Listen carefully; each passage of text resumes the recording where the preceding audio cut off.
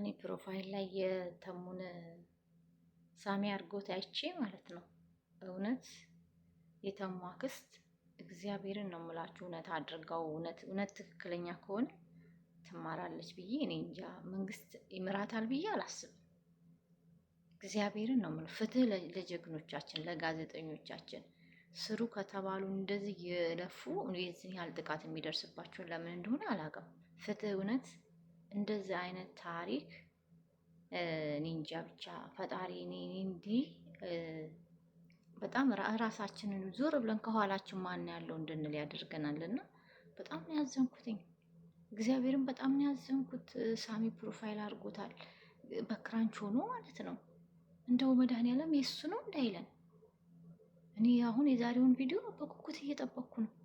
የሱ ነው እንዳይለን። ምክንያቱም በክራንች አይቼዋለሁ። እግዚኦ ማርና ክርስቶስ በጣም በጣም እኮ ረስማም ይሁን ጀግኖቻችን ይሁን ሚኪም ጠፉ፣ ሳሚም ማን ነው ዳኒም እያያችሁት ነው። እሱም እንደዛ ፓራላይዞ ነው ጠፉ። ሰሞኑን እነሱ ራሱ ይሁን ሁሉ ላይ የሚደርሰው ይህ ሁሉ የዝን ያህል እንዴ! ምን ነው ምን አደረጉ? ለህዝብ በሮጡ ምን አደረጉ? እንባ በጠረጉ ምን አደረጉ? የህዝብን እንባ ስሙ፣ ጥረጉ፣ የህዝብን የምስኪኑን ድምፅ ሁኑ ተባሉ እንጂ ተደብደቡ እንደዚሁ ነው ተብሏል እንዴ? አሁን ቴዲና አንተና ጋም ራሱ በጣም ችግር አለ። ቴዲ ጋርና አቤላ ጋር እንደውም ቴዲ ምን አለ አንዱ ቴዲን እኛ እስከ ኃላፊ ድረስ እጃችን ረዥም ነው፣ አርፈ ተቀመጥ። ታዲያ ምንድን ነው? ምን እየተሰራ ነው ያለው? ምን እየተካሄደ ነው ያለው? እንዴት ነው የሚሰሩት ታዲያ እነዚህን ወጣቶች? እንዴ ኑሮ ያምራቸዋል እኮ ትዳር ያምራቸዋል፣ ነገ የራሳቸው ህይወት ያምራቸዋል። እንደዚህ የተሳቀቁ እየሰሩ እንደገና ደግሞ ከላይ የሚረዳቸው አካል የእነሱ ጠላት ከሆነ ኧረ ሼም ነው ማርያምን። ኧረ ምን አይነት ታሪክ ነው የምናየው? ከትምህርት መውሰዳችን ባይሻገር የእነሱ እንደዚህ መሰቃየት ይህ ስራ ነው እንዴ? ይህ ሀገራችን ላይ የሚካሄድ ነገር ነው እንዴ?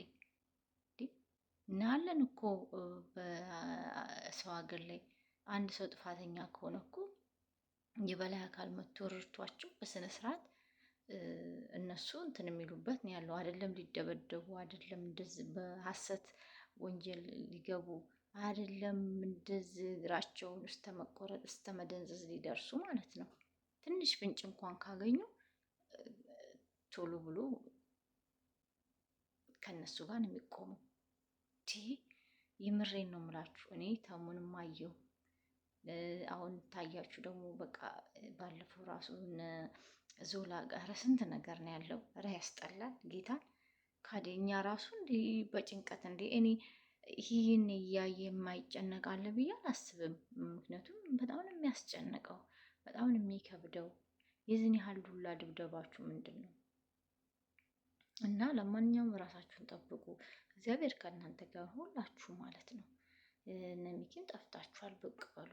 ለምን እንደጠፋችሁ ባይታወቅም ጠፍታችኋል። ማርያምን ግን ሌላ ደግሞ ምንድነው ይተሙ እውነት አይሆን በሉልኝ። ጌታ ምስክሬ ነው። እውነት ከሆነ በጣም ነው የሚያሳዝነው። የምሬ ነው። በጣም ነው